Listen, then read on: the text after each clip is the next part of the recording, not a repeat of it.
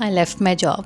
Yes, हाँ, आप सही सुन रहे हो। मैंने लंदन में अपनी जॉब छोड़ दी है। वो जॉब जिसके लिए एक बार मैं इतनी डेस्परेटली वेट कर रही थी, वो जॉब जिसको मुझे 8 महीने लगे अपने ग्रेजुएशन के बाद ढूंढने में, वो जॉब मैंने छोड़ दी। और वो जॉब मैंने इसलिए छोड़ी है क्योंकि मुझे उससे भी कुछ बड़ा करना है। तो मैं आपको बैक स्टोरी तो इतना लंबा सुना के बोर नहीं करने वाली हूँ। शॉर्ट में मैं आपको बताती हूँ कि मैंने जो अपनी जॉब थी, I was working as a brand manager with a PR agency. I left that. और वो जॉब मैंने इसलिए छोड़ी है क्योंकि I got a really exciting position which is creative director and founder at ND Collective.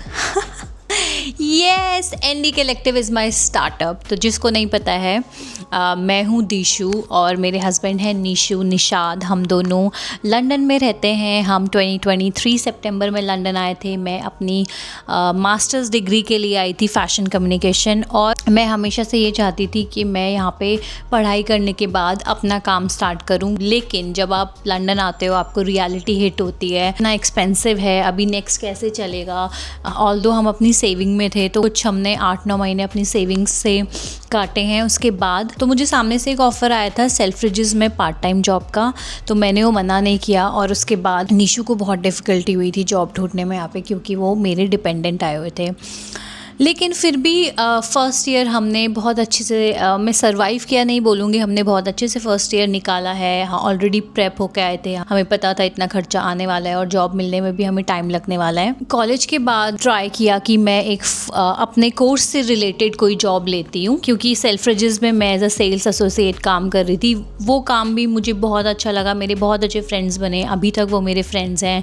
और उनके साथ मैं एक्चुअली अपनी कम्युनिकेशन प्रैक्टिस करती थी, क्योंकि यहाँ पे आने के बाद मुझे ये चीज़ रियलाइज़ हुई है कि सिर्फ इंग्लिश आना ही काफ़ी नहीं है, आपको यहाँ के बोलने का, बात करने का लहजा आना चाहिए। बहुत सारे वर्ड्स डिफरेंट हैं, ये लोग बहुत स्लैंग यूज़ करते हैं और बहुत फास्ट बोलते हैं, एक्सेंट कैच करना, ये सब। तो सेल्फ्रिजेस में मैंने ये सब चीज़ों की प्रैक्टिस करी थी। ये मैं एक व्लॉग आपको बाद में बना के बताऊँगी कि कैसे मुझे सेल्फ्रिजेस में जॉब मिली, क्या मैंने वहाँ से सीखा, फिर मुझे PR में जॉब कैसे मिली। पर ये व्लॉग होने वाला है मैंने जॉब कैसे छोड़ी। सेल्फ्रिजेस के बाद मुझे बहुत लंबा टाइम लगा। मैंने अक्टूबर में मेरी ग्रेजुएशन हुई थी और जून में मुझे जॉब मिली थी PR एजेंसी में। मुझे काफ़ी टाइम लगा ये जॉब ढूंढने में, बट आज मैंने ये जॉब छोड़ दी है क्योंकि मुझे इससे भी कुछ बड़ा करना है, मुझे अपना स्टार्टअप रन करना है। और जब से हम यहाँ पे आए, निशु मुझे बोलते रहते हैं कि दिशु अपना काम स्टार्ट करो, अपना काम स्टार्ट करो, but somehow I was not getting that confidence. ये PR एजेंसी में काम नहीं करती तो शायद मुझे वो कॉन्फिडेंस दोबारा से कभी नहीं मिलता।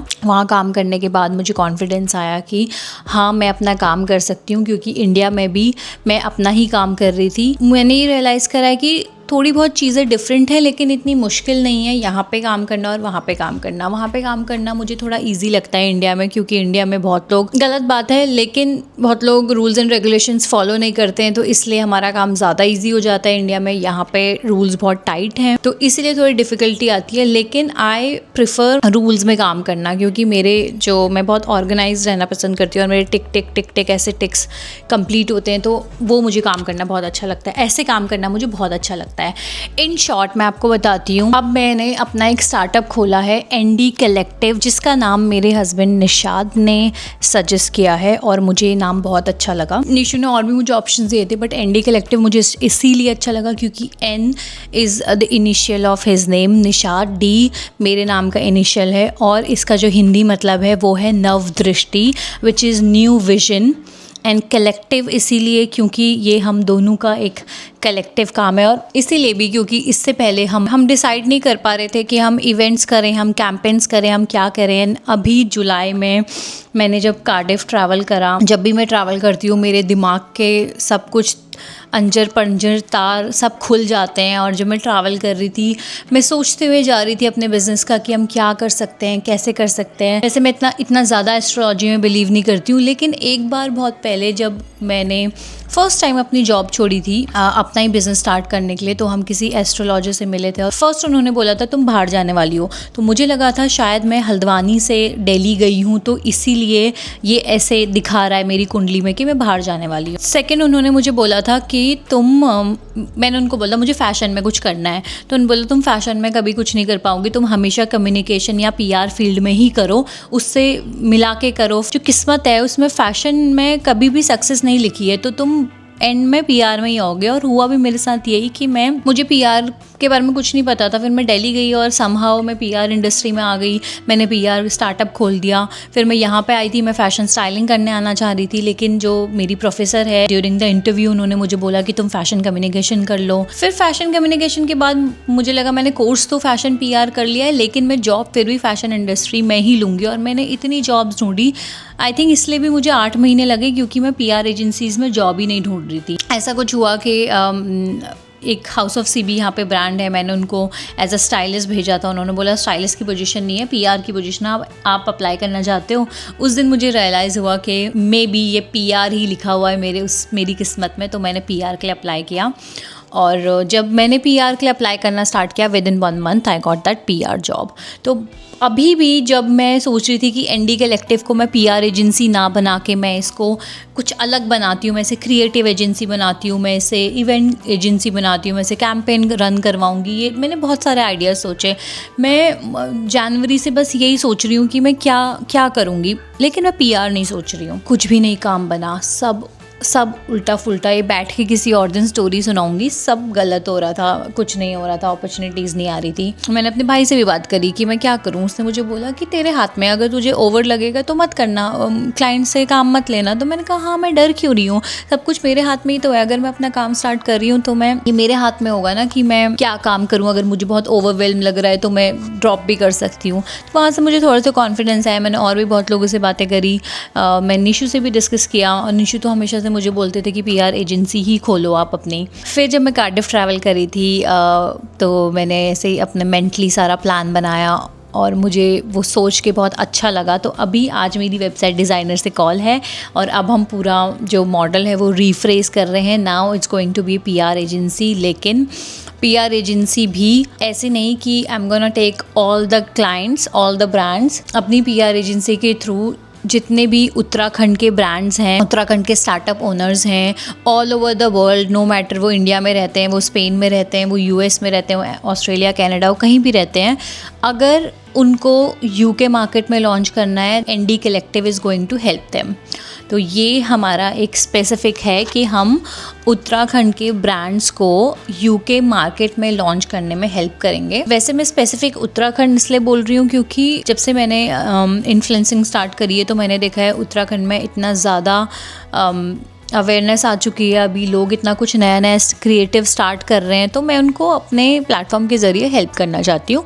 सेकंड, अगर मैं बात करूँ कि कोई इंडियन स्टार्टअप, तो मैं वो भी करने के लिए रेडी हूँ। कि अगर हमारी माइंडसेट मैच हुए, क्लाइंट के और मेरे ब्रांड के और मेरे माइंडसेट मैच हुए, विजन मैच हुए, तो मेरा कुछ ऐसा नहीं है कि मैं सिर्फ उत्तराखंड के लोगों को हेल्प करूँगी, लेकिन फ़र्स्ट प्रेफरेंस हमेशा उत्तराखंड रहेगा। तो इन शॉर्ट ये रहा हमारा, सॉरी फॉर द मैस अभी बैकग्राउंड में, क्योंकि हमने रिसेंटली अपना सेल करा हुआ है, तो अभी भी बहुत सारा सामान रह गया है। आज कल तो पूरा दिन मैंने बैठ के घर साफ़ करा है। मैंने बोला नहीं भाई, पहले घर साफ़ करूँगी फिर काम करूँगी। तो ये है मेरा शॉर्ट इंट्रोडक्शन, इसीलिए मैंने जॉब छोड़ी है क्योंकि मुझे अपना बिज़नेस स्टार्ट करना है। और सेकंड, एनडी कलेक्टिव का ये इंस्टाग्राम हैंडल है, आप जाके इसे इंस्टाग्राम में देख सकते हो, आप इसे जाके इंस्टाग्राम में देख सकते हो। And ND collective is helping brands to launch in UK. First preference मेरी उत्तराखंड रहेगी, ये मैं फिर से बोल देती हूँ। तो ये है, और मैंने अभी तक अपने घर पे भी नहीं बताया कि मैंने जॉब छोड़ दी है। मैं हमेशा ऐसे ही करती हूँ, मैं सारे डिसीजंस खुद लेती हूँ।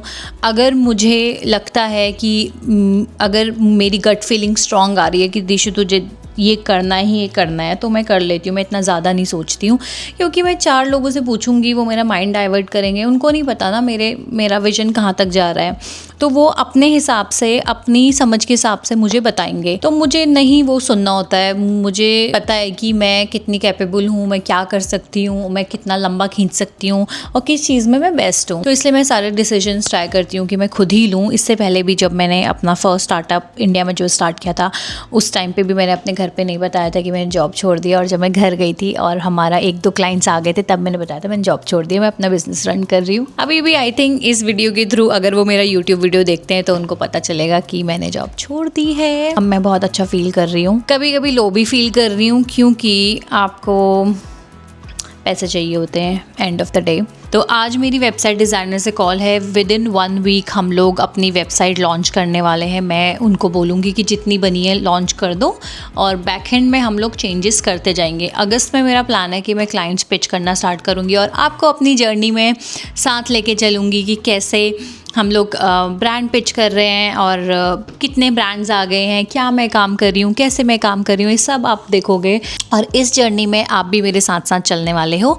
सेकंड अपडेट ये है कि मेरा वीज़ा ख़त्म हो रहा है लंदन का फेब 2027 में, और मैं अप्लाई करने वाली हूँ इनोवेटिव स्टार्टअप वीज़ा। ये भी एक बहुत बड़ा रीज़न है कि मैंने जॉब छोड़ के सिर्फ और सिर्फ अपने स्टार्टअप में फ़ोकस करने का सोचा है। जो मेरा वीज़ा है मैं सितंबर में अप्लाई करने वाली हूँ, उसके लिए मुझे पूरे अच्छे खासा टाइम मिले उस ही वीज़ा एप्लीकेशन में जाना चाहिए, क्योंकि ये डू एंड डाई सिचुएशन है। पता नहीं, लोग अक्सर ऐसी सिचुएशन में बहुत पैनिक करते हैं और मैं बहुत खुश हूँ क्योंकि I can clearly see my future. मैं इतनी एक्साइटेड हूँ काम करने के लिए, मैं इतनी ज़्यादा कैसे बताऊँ, मतलब मैं बहुत ही खुश हूँ। मैं लोगों से बात कर रही हूँ, नहीं भी काम बन रहा है तो भी मुझे कोई फ़र्क नहीं पड़ रहा है। मुझे लग रहा है ठीक है, हो सकता है इसके साथ मुझे काम नहीं करना होगा, और बहुत लोग ऐसे हैं जिनके साथ काम बन भी रहा है। Really looking forward. और मुझे हमेशा से एक स्ट्रॉन्ग इंडिपेंडेंट वुमेन वाला मैं सोचती थी कि मैं बचपन में ही सोचती थी कि ऐसे बनूंगी, मैं बाहर जा रही हूँ, मीटिंग्स कर रही हूँ, बातें कर रही हूँ, बिजनेस कर रही हूँ। मैं हमेशा बचपन से यही सोचती थी।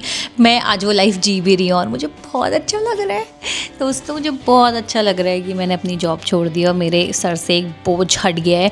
अब मैं अपने काम पे फोकस करने वाली हूँ। एनीवेज, ये मेरी अपडेट है लाइफ की, और बने रहना मेरे साथ आप इस पूरी जर्नी में। अब से मैं हर फ्राइडे वीडियो डालने वाली हूँ। अब से क्या, वैसे भी मैं हर फ्राइडे वीडियो डालती थी, लेकिन मैं प्री प्लान्ड वीडियो डालती थी कि हाउस टूर हो गया, इवेंट्स हो गए। अभी मैंने सोचा है कि ये जो मेरी स्टार्टअप की जर्नी है और मेरे इनोवेटिव वीज़ा की जर्नी है, इसमें मैं आपको अपने साथ लेके चलने वाली हूँ। तो आप लोगों को भी पता चलेगा मेरा स्टार्टअप कैसा रन हो रहा है और मुझे वीज़ा मिलेगा कि नहीं मिलेगा। आज वेबसाइट डिज़ाइनर से कॉल है। मुझे एक जर्नलिस्ट ने कुछ क्वेश्चंस भेजे, मेरा इंटरव्यू हुआ था उनके साथ, तो मुझे उसकी वीडियो फिल्म करनी है। उसके बाद कल मैं अपनी फ्रेंड से मिलने जा रही हूँ जो फाइनेंस में काम करती है। मैं उससे मिलूंगी और उसको अपने बिजनेस के बारे में बताऊंगी, और क्योंकि वो यहीं की है, शी इज़ अ ब्रिट और वो फाइनेंस में काम करती है, तो उसको यहाँ के जो फाइनेंशियल टर्म्स एंड कंडीशंस हैं वो बेटर पता होंगे। तो मुझे लगा मुझे उससे मिलना चाहिए और जानना चाहिए कि क्या मैं मिस कर रही हूँ, ऐसा कुछ है तो नहीं जो मैं कहीं पे लूप होल जो मैं मिस कर रही हूँ, जो मुझे और करना चाहिए। मेरी आज एक कॉल है। एक लड़की है, वो यहीं यूके में रहती है, उनका अपना स्टार्टअप है, तो उसके लिए मेरी उनसे कॉल है। फिर उसके बाद मैं किसी की वेडिंग प्लान कर रही हूँ, मुझे वो प्लान भी बनाना है, और मेरा भाई भी आने वाला है। और ये हफ्ता बहुत ज़्यादा एक्साइटिंग होने वाला है। मार्च में हमें एक ब्रांड ने साड़ी भेजी थी जो गलती से न्यूयॉर्क चली गई है। वो साड़ी अब मार्च से आज जुलाई हो गया, वो साड़ी हमारे पास वापस आ गई है। तो आई थिंक इस हफ्ते मैं उस साड़ी का शूट भी करने वाली हूँ। जो नेक्स्ट वीडियो रहेगी उसमें जो भी मैंने आपको बताया है वो सारा हमारा दिन का प्लान रहेगा। तो I am very excited, let's see how it goes. और मुझे लगता है ये लाइफ है यार, अभी ट्राई नहीं करेंगे तो कब करेंगे। अभी मेरे पास ऐसा जितनी बड़ी कोई रिस्पॉन्सिबिलिटी नहीं है लाइफ में, तो अभी मैं रिस्क ले सकती हूँ। और मैंने खुद को टारगेट दिया है ये सिर्फ 6 महीने का। तो देखते हैं 6 महीने में क्या क्या चेंजेस आते हैं हमारी लाइफ में, और आपको भी दिख जाएंगे। तो see you and do like, share and subscribe to YouTube channel Nishu Dishu London vlogs.